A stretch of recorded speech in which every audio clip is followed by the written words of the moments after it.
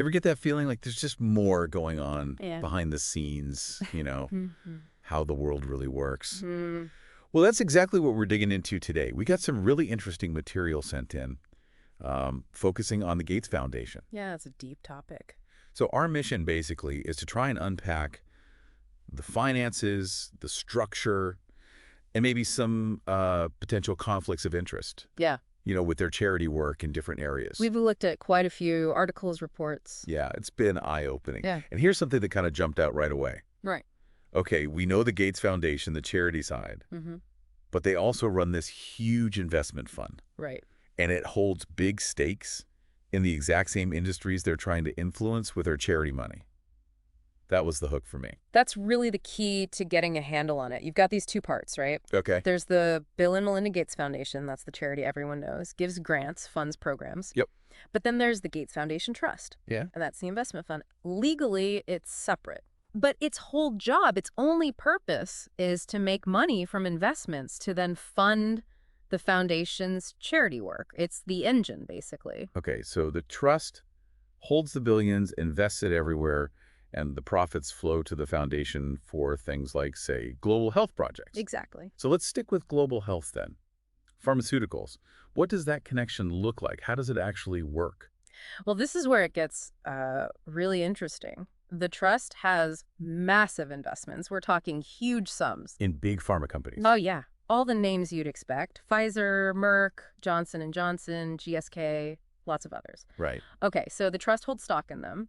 At the same time, the foundation is funding all these programs that buy drugs and vaccines. And those drugs and vaccines often come From those exact same companies the trust is invested in. Ah. And it goes further. The foundation also funds a lot of medical research, and naturally that research often ends up benefiting these big players, validating their drugs, their vaccines. So it feels a bit like a closed loop. You could definitely see it that way. The foundation's work creates demand for drugs, and the trust makes money when that demand goes up because it owns stock in the drug companies. Precisely. You mentioned the COVID vaccine rollout before we started. That seemed like a pretty clear example. It really was. I mean, look at the timing. Gates himself was a huge voice in the global pandemic response, right? Okay. Especially pushing vaccine development and distribution, things like COVAX. Yeah, very visible. And during that same period, the value of the trust's investments in companies like BioNTech, Pfizer's partner, just soared. Wow. It shows really clearly how the charity's goals and the investment fund's portfolio can, let's say, align very nicely. And it's not just buying the drugs directly. You mentioned they fund other big organizations too, the ones setting the rules. Exactly. That's a huge piece of the puzzle. The Gates Foundation gives massive amounts of money to groups like the World Health Organization, the WHO, Right. also GAVI, the Vaccine Alliance, and CEPI, which focuses on epidemic preparedness. These aren't small players. They shape the global health agenda. And that agenda often favors Pharmaceutical solutions, vaccines, drugs, which, again, drives business towards the companies the trust is invested in. We saw a note in one source suggesting maybe they deliberately don't fund other kinds of research. Yes. Like non-drug approaches. Did you see much on that? The sources we had didn't spell out like an explicit, don't fund this strategy, Right. but well, when you pour so much money and influence into promoting pharmaceutical answers and fund the groups pushing those answers, Yeah. it naturally means other approaches, maybe local or non-patented ones, just get less oxygen, fewer resources. It might be more of an indirect result of where their focus and money is. Which brings up oversight. Hmm. I mean, who's checking for these potential conflicts? Is there some independent global watchdog? That's a really big concern that came up in several sources. People inside the medical world, respected journals like The Lancet, even mainstream papers, Politico, The Guardian, The New York Times, they've all flagged this. Flagged the potential for bias. Yeah, the potential for the foundation's huge role to give it sort of undemocratic influence over global health priorities. But as for a dedicated, independent international body that audits the Gates Foundation specifically for these conflicts, doesn't seem to exist. Okay, so summing up the pharma part. Yeah. The foundation pushes for drug-based solutions, and the trust benefits financially from the success of the companies making those drugs. It sort of builds a system that favors that approach. That seems to be the dynamic, yeah. So let's pivot then. Agriculture and food. Are we seeing the same kind of pattern there? The parallels are pretty stark, actually, yes. How so? Well, the foundation has put billions into African agriculture, a lot of it through AGRA, the Alliance for Green Revolution in Africa. Okay, AGRA. Yeah. What do they promote? They heavily push things like genetically modified crops, industrial farming, lots of synthetic fertilizers, pesticides, and patented seeds. Seeds often coming from giants like Monsanto, which is now owned by Bayer. And the money connection. Is the trust invested in these agribusiness companies too? I saw a note someone sent saying some of these specific investments look small compared to the whole fund. Does that matter? That's a fair point. An individual investment might be, a fraction of a percent of the whole $67 billion trust.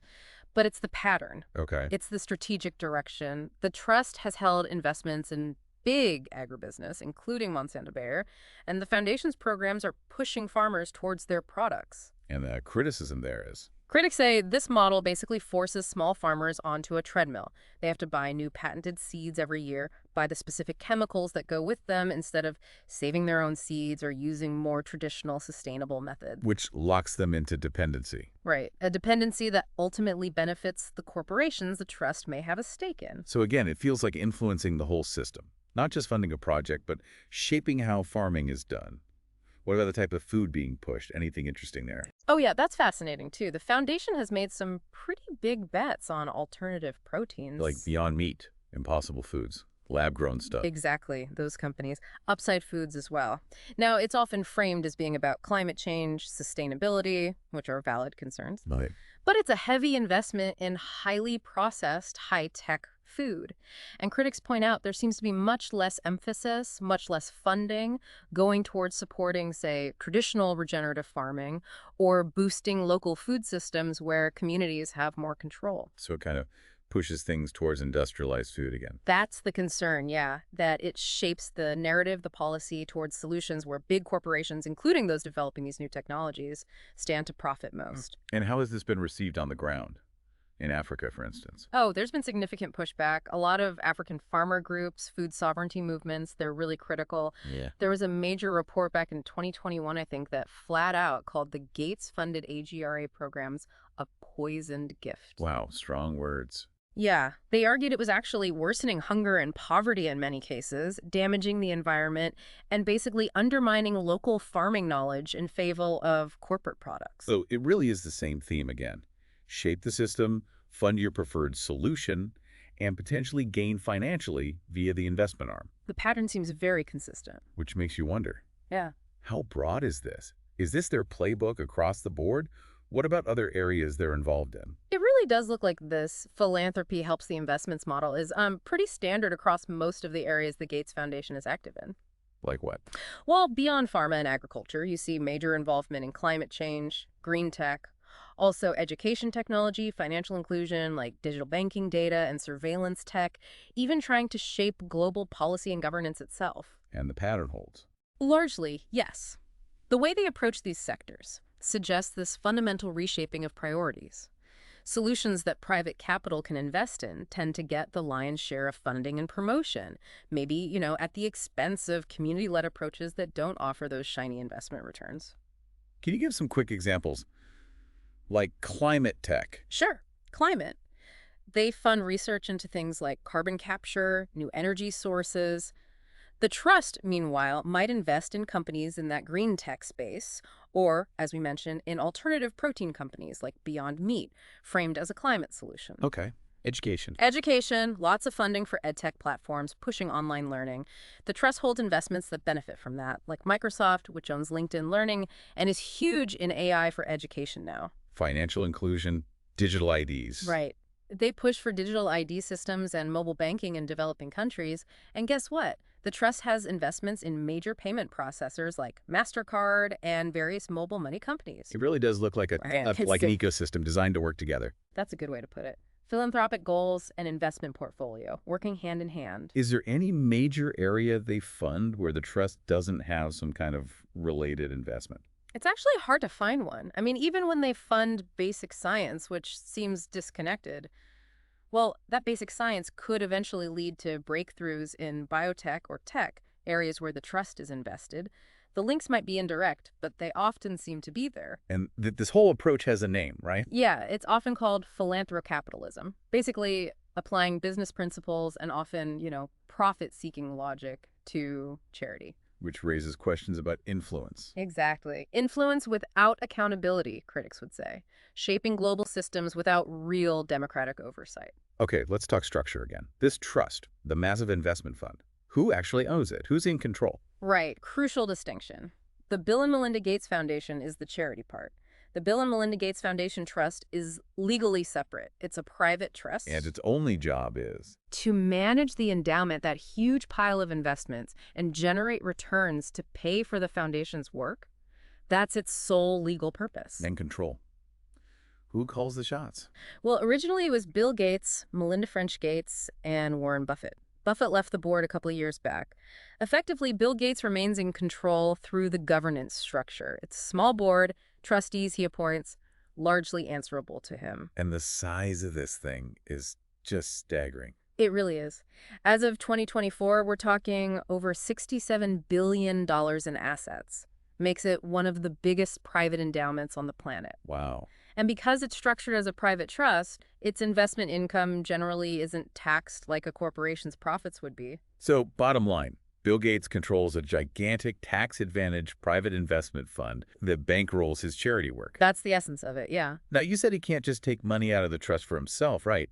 It has to go to the foundation. Correct. Direct personal withdrawals aren't allowed. Does the success of the trust still benefit him personally, even indirectly? Ugh, that's the million-dollar question, or maybe the $67 billion question. And the answer seems to be yes.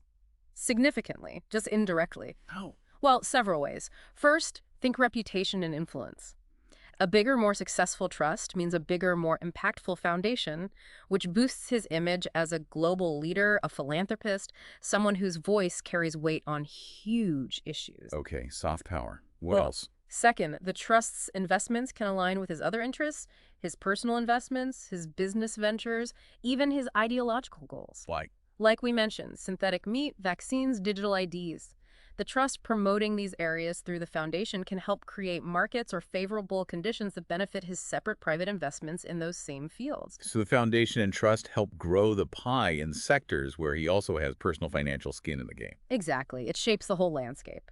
Then there's the family and estate planning angle. How does that work? Huge private foundations like this can be tools to preserve wealth across generations, maintain family influence, and potentially minimize things like estate taxes down the line. It's a way to structure assets for the long term. Right. And finally, there are synergies with his other investment vehicles, like Cascade Investment, his private firm. Uh-huh. Cascade invests in companies like TerraPower, Nuclear Tech, Beyond Meat, Microsoft AI, again, sectors that often overlap with the foundation's areas of interest and funding.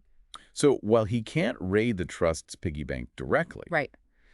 the indirect benefits reputation, influencing markets for his other investments, family wealth strategy, strategic alignment, they're pretty substantial. Very substantial. Yeah. It leads many observers to see the trust not just as a charity fund, but as a powerful strategic asset management tool that happens to fund philanthropy. And this whole model, it's not just Gates, is it? Are other billionaires doing similar things? Oh, yeah, you're right. It's definitely a wider trend now. This kind of billionaire philanthropy has become much more common.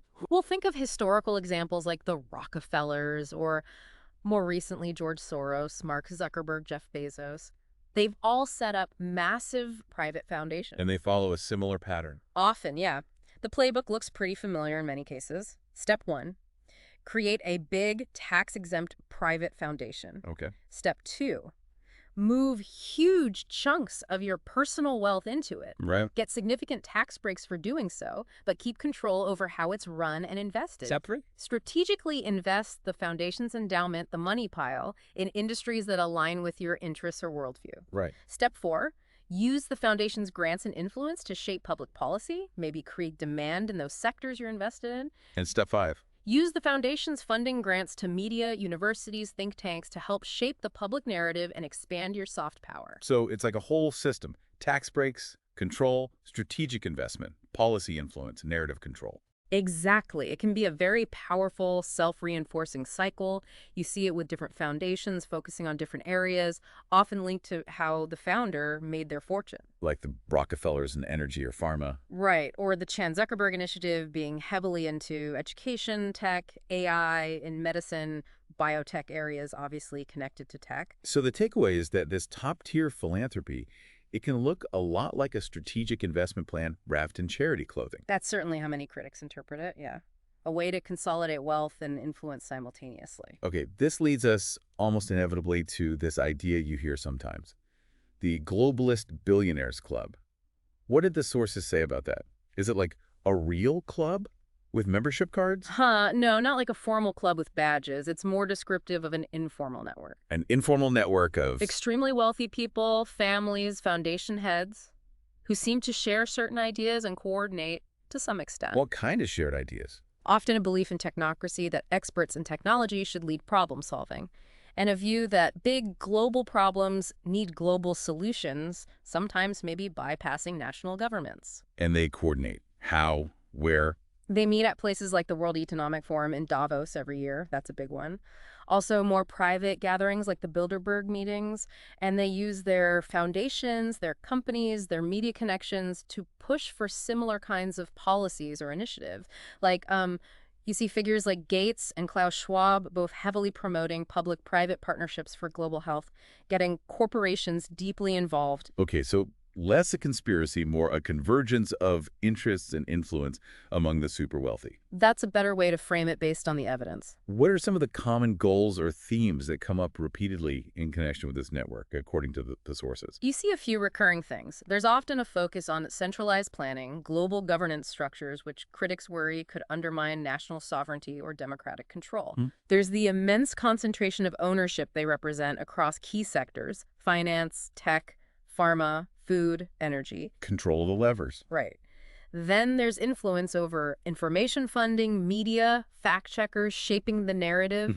The promotion of digital ID systems often comes up, sometimes linked to finance or health data. Central bank digital currencies, CBDCs, are part of that conversation too. Anything else? And sometimes discussions around population management or resource scarcity pop up in their rhetoric or funding priorities. Who are the names that typically get mentioned in this context, besides Gates? Well, again, it's informal, but names that consistently appear in these analyses include Klaus Schwab, founder of the WEF, George Soros and his Open Society foundations, the Rockefeller family, historically.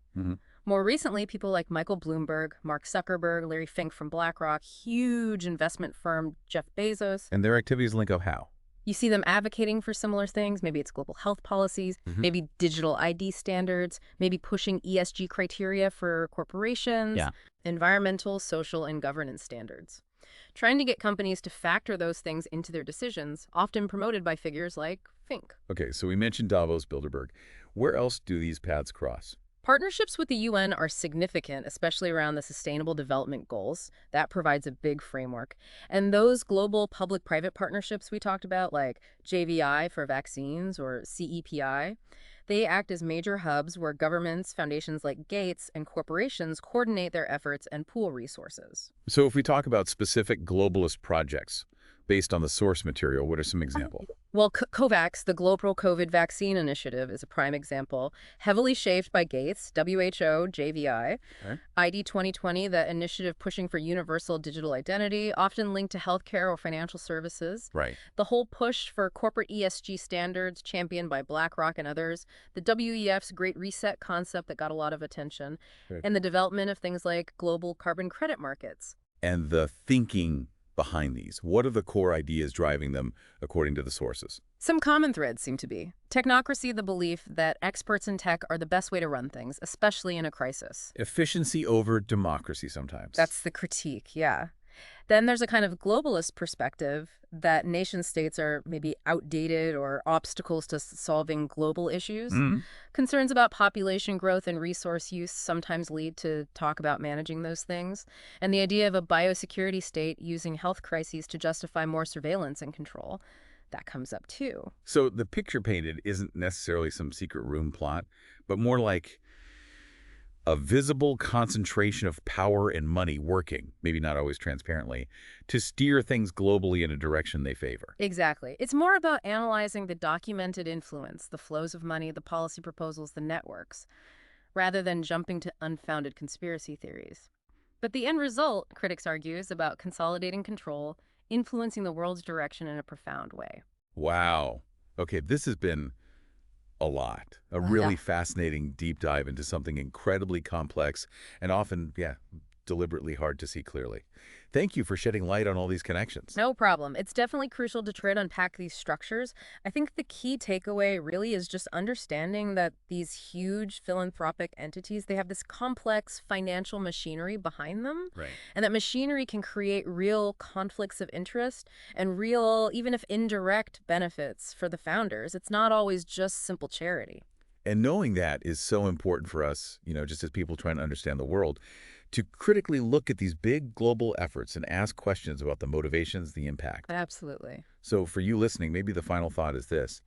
Think about what it means when private wealth, billions and billions of dollars, has this much sway over global health, food, technology, even how the world is governed. What does transparency look like in that picture? What about accountability? Big questions. Definitely something to chew on. And maybe keep exploring these kinds of connections in other areas, other big initiatives you see shaping our world.